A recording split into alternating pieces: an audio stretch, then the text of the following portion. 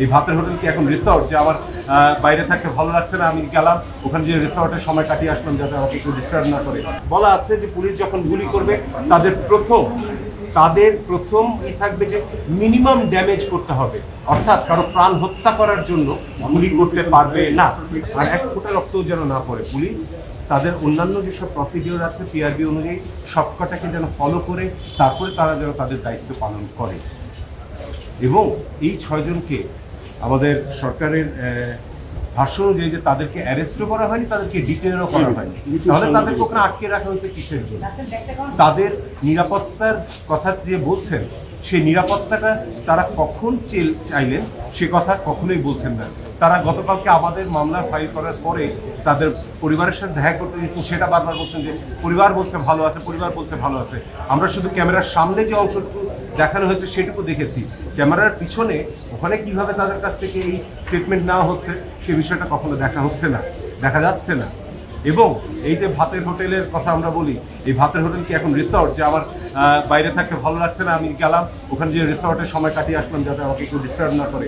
এই দায়িত্ব কবে থেকে ডিটেকটিভ ব্রাঞ্চ দিয়েছে, এগুলোর কোনো উত্তর সদস্যরা দিতে পারছেন না এবং দিচ্ছেন না। ফলে আমাদের বক্তব্য খুব সহজ যে যতটা মুহূর্তে ওদেরকে ওখানে আটকে রাখা হচ্ছে এই 6 জনকে বেআইনি, এবং তাদেরকে যে স্বেচ্ছায় তারা ওখানে যে আশ্রয় নিয়েছেন সেটা তাদের মুখ থেকে আমরা শুনতে চাই। এসে আদালতের সামনে তারা সে কথাটি বলুক, কিন্তু তারা সেই কথাটাও বলতে দিতে সাহস পাচ্ছেন না। এই হাইকোর্ট থেকে ডিবি অফিসের দূরত্ব খুব বেশি হলে 1.5 থেকে 2 কিলোমিটার, তাদেরকে এখানে আনতে 2 মিনিট লাগবে। নিয়ে আসুক, নিয়ে এসে তারা আদালতের সামনে বলুক যে না আমরা ওখানে আছি, আমরা ভালো আছি, আমরা আসবো না।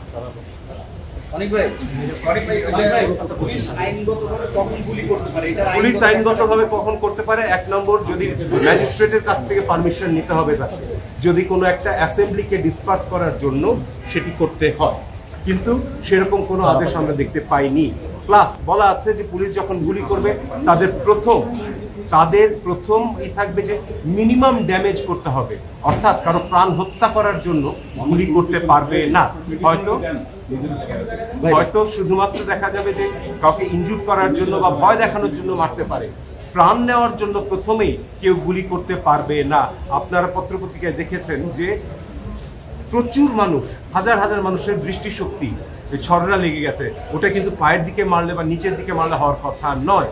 এই সব কিছুই আমাদের আদালত প্রশ্ন রেখেছেন যে ওনারাও দেখছেন যে কি হচ্ছে, এবং তারা প্রশ্ন রেখেছেন রাষ্ট্রপক্ষের কাছে, কিন্তু রাষ্ট্রপক্ষ এগুলোর কোনো সদুত্তর এখন পর্যন্ত দিতে পারেননি এবং কখনো পারবেন না। তাদের দাবি হচ্ছে যে পুলিশ পিআরবি অনুযায়ী কাজ করেছে।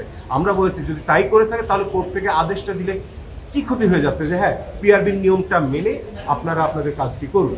পিআরবিতে বলা আছে যে কোন কোন ক্ষেত্রে পুলিশ এটা করতে পারে, এবং আমাদের আদালত আজকে তাদের আক্ষেপ এবং দুঃখ ক্ষোভ প্রকাশ করেছেন যে এত যে প্রাণ ঝরে গেছে সেটির ব্যাপারে। আমাদেরকে বিভিন্ন প্রশ্ন জিজ্ঞেস করেছেন যে সিআরপিসি অনুযায়ী, পেনাল কোড অনুযায়ী কোন কোন অফেন্সের সময় গুলি করতে পারে। আমরা সবকটাই দেখিয়েছি যে এই ক্ষেত্রে এগুলোর কোনোটাই অ্যাপ্লিকেবল ছিল না। একজন দাগী আসামি যে পালিয়ে গিয়েছে তাকে ধরার জন্য পুলিশ গুলি করতে পারে, যদি কারো বাড়িতে ডাকাতি চলছে এই অবস্থায় যায় তাহলে গুলি করতে পারে, যদি কোথাও চুরি করছে আগুন দিচ্ছে সেটাতে গুলি করতে পারে। আমরা দেখেছি যে বিটিভির আগুনের সময়, মেট্রোর আগুনের সময়, অথবা এলিভেটেড এক্সপ্রেসের আগুনের সময় সেখানে কোনো গুলির ঘটনা ঘটেনি। গুলিগুলো চলছে শুধুমাত্র যখন ছাত্ররা বা আন্দোলনকারীরা যখন মিছিল করছিল। এবং আমাদের এই মামলাটি কিন্তু শুধুমাত্র আন্দোলনকারীদের জন্য নয়, যত কটি মৃত্যু হয়েছে সেগুলোকেও সবকটাকে আমরা বলছি যে এগুলোর কোনোটাই ঠিক মতন হয়নি, এগুলোর কোনোটারই কোনো আইনগত ভিত্তি নেই এইসব মৃত্যু, সেগুলোকে থামানোর জন্য। এবং সরকার পক্ষ, অনেক ভাই, সরকার পক্ষ একটা সাবমিশন খুব জোরালোভাবে করেছে গণতদন্ত কমিশন নিয়ে। মঞ্জুর মতিন তিনি রিটকারী, তার বাবা জাস্টিস এম এ মতিন অবসরপ্রাপ্ত, তিনি হচ্ছেন সেই গণতদন্ত কমিশনের চেয়ারম্যান। এটি কনফ্লিক্ট অফ ইন্টারেস্ট, এবং এই পয়েন্টে তারা বলেছেন যে এই রিটটি কোনোভাবে মেনটেন করবে। আমার যতদূর জানা মঞ্জুর মতিন সাহেব যিনি পিটিশনার আমার সাথেই রয়েছেন, তিনি একজন সম্পূর্ণ অ্যাডাল্ট এবং তার নিজের ক্ষমতা, নিজের বুদ্ধিমত্তা সবকিছু রয়েছে।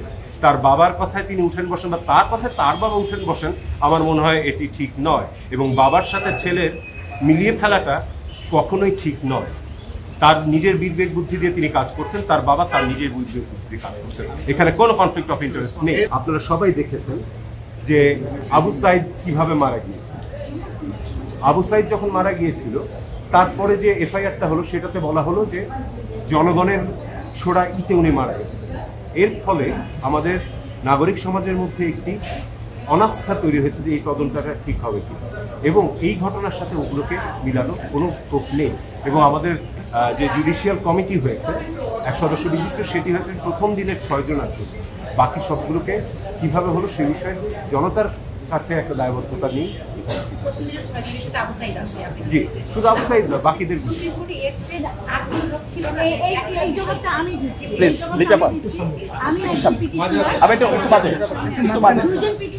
আমি একজন পিটিশনার, আমি লয়ার হিসেবে নিয়োগ দিচ্ছি। আমাদের এমন অনেক সিনিয়র লয়ার আছেন, যারা আওয়ামী লীগের বিশাল বিশাল লয়ার, কিন্তু তারা বিএনপির আসামি যারা তাদের জামিন করাতে যান। আমি আমার পিটিশনে আমি অনিকার হক, সারা হোসেন, এদেরকে আমি লয়ার হিসেবে সাহায্য চেয়েছি। তার চেয়ে বড় কথা, আমরা পিটিশনটা আমি এবং মঞ্জু নিজেরাই প্লেস করেছি। কোর্ট ওনাদেরকে ইন্টারভিউ হিসেবে, এমিকেস কিউরি হিসেবে কোর্ট নিজেরাও জানিয়েছে। আমাদের পক্ষেই কোর্ট ওনাদেরকে ডেকেছেন যে আপনারা কি বলার বলেন। কাজে এখানে ওনারা লয়ার হিসেবে গেছেন। গণতদন্ত কমিশন একটা আলাদা বিষয়, আর আজকে আমাদের যে পিটিশনটা সেটা পুরোটাই একটা আলাদা বিষয়। এই পিটিশনে আমরা এমন কিছু চাইনি যে রাষ্ট্র ধ্বংস হয়ে যাবে, তেমন কিছু। আমরা জাস্ট আমাদের বাচ্চাদের নিরাপত্তার জন্য একটা আদেশ চেয়েছি। যদি পুলিশ নিয়ম অনুযায়ী গুলি করে থাকে তাহলে তার সমস্যা নেই কিছু, পুলিশ নিয়ম অনুযায়ী গুলি করুক, কিন্তু তারা আমার বাচ্চাদেরকে মেরে ফেলছে, এই নিয়ম কোথাও নাই। সিআরপিসিতে নেই, পেনাল কোডে নাই, পিআরবিতে নাই, সংবিধানে নাই। আমরা সেটাই